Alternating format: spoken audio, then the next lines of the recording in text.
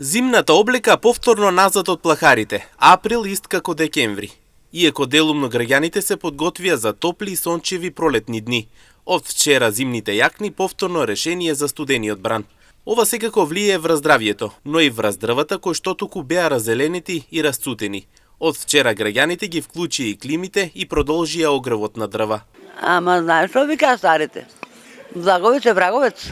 Па зимните полтења, па огино дома мора да горе. Ама мака ми е за дали слива, дали круша, дали праска, дали се униши, вишнали. Нема ништо од тоа да се јапнеме. На пазар ќе биде тоа леле море мајко. Извадиме ги, ја ги носам ги. Па да, шом дојде повторно зимата, така? Па, ладно дојде. Еве, зимно е. Пребедението, сакареки. Ако не се облечени ти ладно, облече го. Па него не се облече го зимото. И да не е ладно, палто се носи. Таа не е наша работа. Таа е гордо знае. Дедо Боже. Дедо Боже.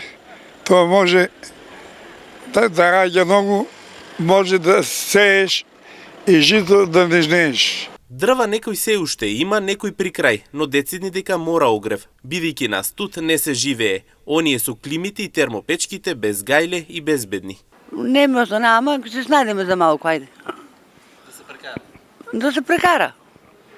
Оти колку да, ја го мај иде. Мора без оген не бива. Дај Боже, има. Има.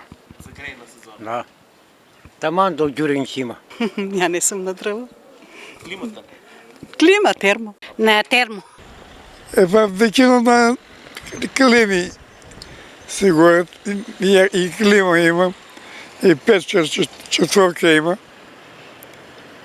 Не е ладно. Инаку ваквиот студен бран е предвиден да трае до крајот на седмицата, а во истата е предвидено да има температури под нулата, кои ќе создадат повисоки сметки за струја овој месец, особено за оние кои што се греат на електрични уреди.